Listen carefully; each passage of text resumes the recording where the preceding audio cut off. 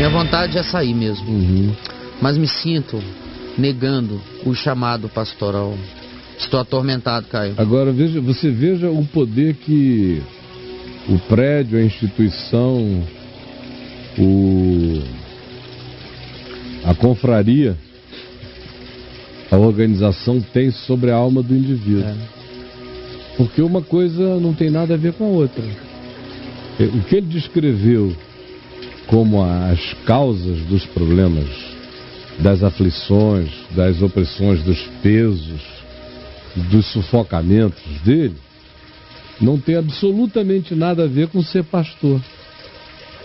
Ser pastor não é outra coisa a não ser ter um coração carinhoso, meigo, solidário, cuidador, sereno, sábio, manso, e uma atitude que ensine muito mais pelo exemplo do que por qualquer forma de exortação verbal ou discurso, e que faz isso com a leveza de Cristo, pensando feridas, tirando cargas, pesos e fardos, facilitando a jornada, acompanhando meiga e carinhosamente processos, às vezes muito mais de maneira silenciosa e acolhedora do que necessariamente tendo algum tipo de intervenção pedagógico, professoral, de alguma forma de ensino propositivo. Às vezes pastorear é estar junto, ou é ouvir, ou é acolher. Isso não tem nada a ver com nada disso aí.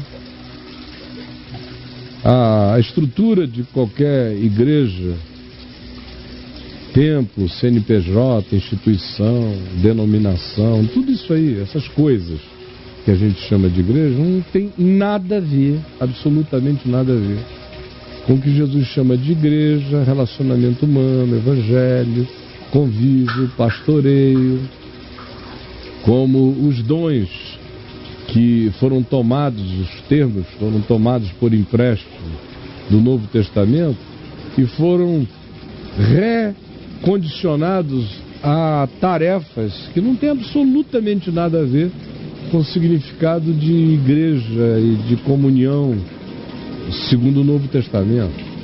O que é um apóstolo segundo o Novo Testamento? Tem nada a ver com o que é apóstolo hoje em dia. O apóstolo hoje em dia é o líder de uma seita que cresceu, ou é o pai de um movimento com uma ênfase exacerbada numa direção. Tanto mais quanto ele consiga exacerbar aquela ênfase, mais ele se auto-intitulará apóstolo daquela ênfase. O apóstolo no Novo Testamento significa mensageiro, é um pregador, um ensinador, um mestre, um pastor, um cuidador de almas que carrega consigo o compromisso de ensinar a integralidade, a completude, a plenitude e o alinhamento de todo o significado do Evangelho com a pessoa de Jesus. E os que tinham sido testemunhas oculares e andado com Jesus, ganharam aquele poder original de serem os validadores, os repetidores e os que fizeram o aplicativo primeiro da compreensão original do Evangelho às circunstâncias da existência humana que eles foram encontrando. Jesus é a pedra de esquina e eles foram lançando o fundamento desse aplicativo para a gente entender o espírito desse significado, que só é, todavia, perfeitamente compreendido em Jesus. A mesma coisa é o profeta. Quem é o profeta hoje? O profeta hoje ou é um maluco que recebe gente em reuniões pequenas e fica dizendo se o cara vai viajar ou não vai viajar, se vai casar ou não vai casar, se vai fazer negócio, se vai perder, se vai ganhar, se fizeram macumba para ele ou não fizeram. É um bruxo pentecostal. Se for homem ou mulher, a qualificação, o perfil é mais ou menos o mesmo. Ou então, quem é o profeta?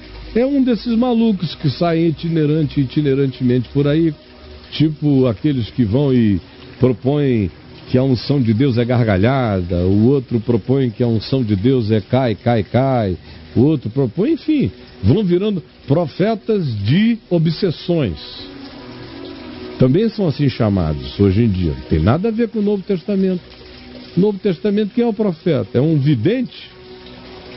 Tem um caso aqui, outro caso ali, como é o caso de Ágabo, cuja vidência Paulo não obedece.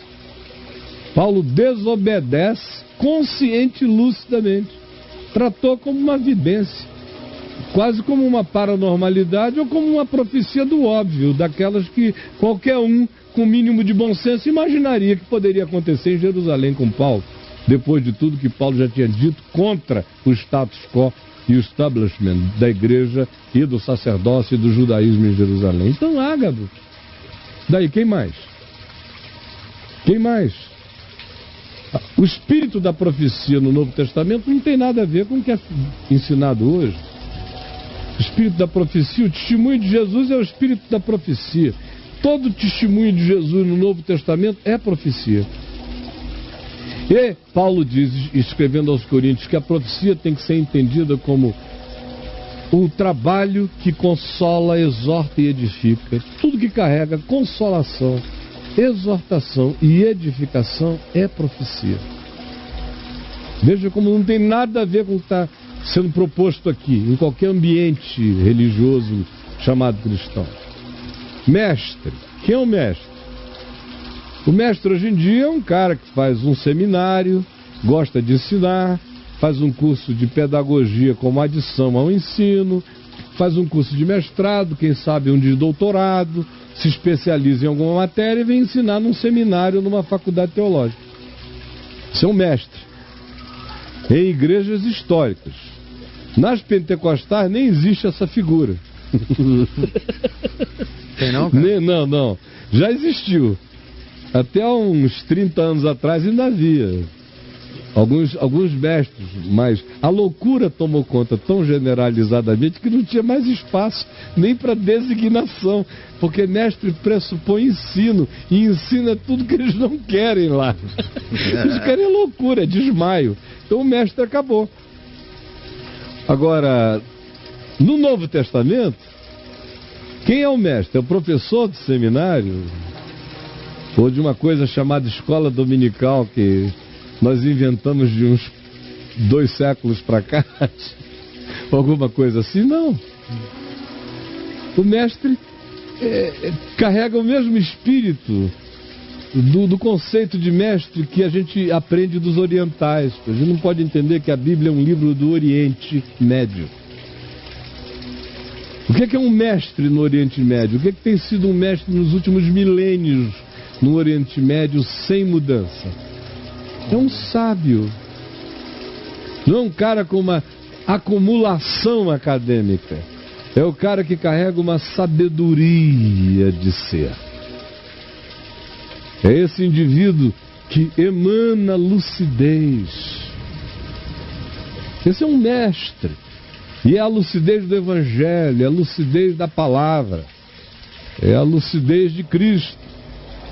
Então não tem nada a ver com uma capacidade acadêmica, pedagógica.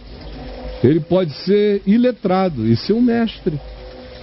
Porque a sabedoria não é medida por acumulação acadêmica, mas por prática de lucidez que soluciona os dilemas da existência. Isso é um mestre segundo o Novo Testamento. É claro que ele é apto para instruir, porque ele conhece a palavra, o espírito da palavra. Mas é sobretudo um condutor de vida pela sabedoria do exemplo. O que é o pastor? Pedro descreve o que é o pastor, primeira epístola dele, capítulo 5. Como um pastor deve se conduzir. Paulo diz em 1 Timóteo 3, o que é um pastor, um presbítero, um ensinador, um bispo? Que qualificações? A última delas é: seja apto para instruir. O resto são todas qualificações de vida, de caráter, de atitude. de modo de ver a existência, de equilíbrio pessoal, de bom senso, de autocondução sensata na vida e de capacidade de acolher os outros e de uma relacionalidade saudável com os de fora, de modo que ele tenha o testemunho público da sociedade de que ali anda um homem de bom senso, equilíbrio, bondade, verdade, misericórdia e justiça e capacidade generosa de acolhimento humano. E assim por diante. Quem é um evangelista? É um cara que cobra um cachê para ir num fim de semana num teatro chamado Igreja, junto com 2 cantores gospel, para fazerem um carnaval para crentes? Claro que não. O evangelista era um indivíduo em quem se verificava que ele tinha a capacidade, no abrir da boca dele, de impressionar mais profundamente as pessoas com o anúncio que ele fazia do Evangelho. Ele carregava um carisma de comunicação que era inegável, era clarificante, era simplificador, era facilitador de um entendimento imediato. Era só porque ele expressava isso na vida, no convívio, na estrada, na esquina, nas relações, que as pessoas diziam: olha, ali está um evangelista, um anunciador de boas novas. Aonde ele chega, ele vaza isso com uma naturalidade. Você já viu como a simpatia dele atrai? Isso era um evangelista. Ele era reconhecido pelas obras. Não era um cargo, não era uma função, não era uma atribuição, não era uma contratação, não era uma ocupação, era um modo de ser. Tudo do evangelho é um modo de ser, tudo decorre do ser. Nada vem de fora, nada é imposto, nada é um indicativo, nada é função organizacional. Tudo é orgânico e não organizacional. Então, nosso amigo aqui, eu estou falando com ele, com centenas de outros pastores, obreiros, seminaristas.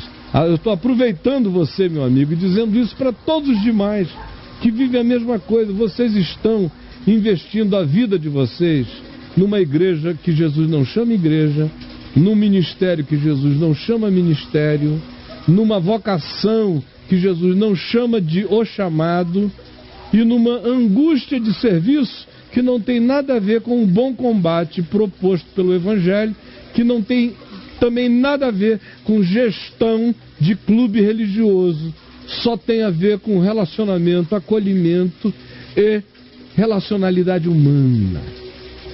Isso, portanto, não tem absolutamente nada a ver com o que você descreveu como problema, nem a angústia final que você expressou. Tenho medo de largar isso e trair o meu chamado. Não, você está traindo o seu chamado até agora fazendo isso. Como vocês todos, amigos, que se dedicam a isto, estão traindo o chamado do Evangelho. E estão sendo obedientes à vocação denominacional. Então, se você quer ser fiel à vocação denominacional, cara, respira fundo e aguenta a bagaceira até o fim da vida, até a jubilação. Mas se você quiser ser fiel à vocação celestial e ao chamado do Evangelho, larga essa perda de tempo e se concentre em gente, em pessoas, em acolhimento. Comece pela sua mulher, pelos seus filhos e depois pela espécie humana. E não há nenhuma necessidade de que isso aconteça dentro do box dessa penitenciária, onde você se transformou em agente carcerário. Desculpa as palavras finais.